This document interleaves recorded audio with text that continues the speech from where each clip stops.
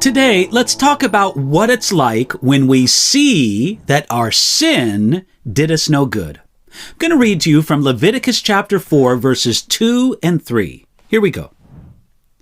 Speak to the children of Israel, saying, if a person sins unintentionally against any of the commandments of the Lord in anything which ought not to be done, and does any of them, if the anointed priest sins, bringing guilt on the people, then let him offer to the Lord for his sin which he has sinned a young bull without blemish as a sin offering. The sacrificial system in the Old Testament was a lot more complicated than many people realize.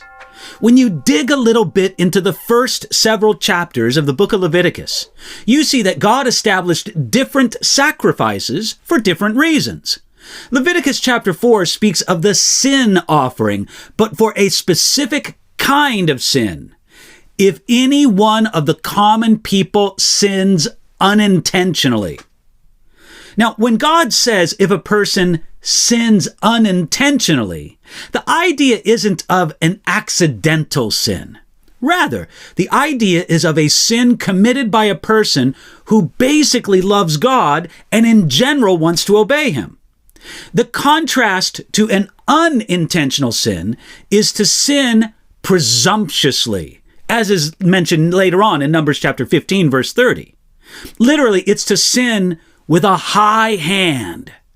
The sacrificial system of Leviticus made no atonement available for the one whose heart was so defiantly turned against the Lord. In other words, if your heart wasn't right with God, all the animals sacrificed in the world on your behalf would not help you. Leviticus chapter 4 spells out different kinds of sin offering, and the difference is based on the standing of the person who committed the sin. In the sin offering for a priest, he was required to bring a bull before the Lord, lay his hands on it, and kill it on the altar. Then the blood of the sacrifice was sprinkled on the veil in the tabernacle of meeting, to the altar of incense, to the altar of sacrifice outside the tabernacle. The three places where the blood was sprinkled teach us about something of the nature of sin. First of all, sin is an offense against the holiness of God. So the veil that guarded the holy presence had to receive sacrificial blood. Number two, sin affects our prayer life. So the altar of incense representing the prayers of God's people must receive sacrificial blood.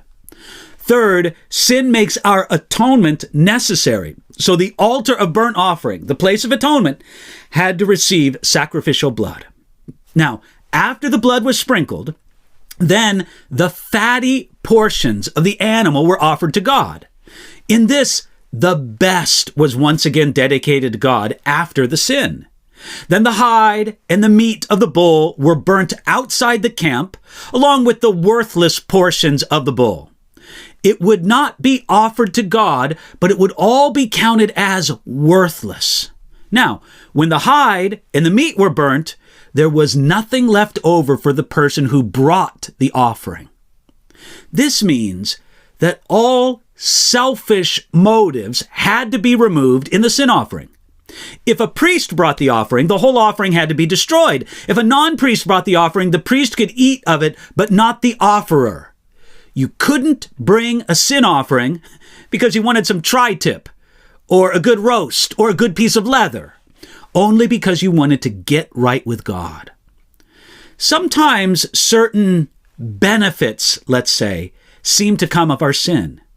The man in business is tempted to cheat, and Satan whispers in his ear, "You'll make a lot of money and you can ask for forgiveness later, and then the money will still be yours."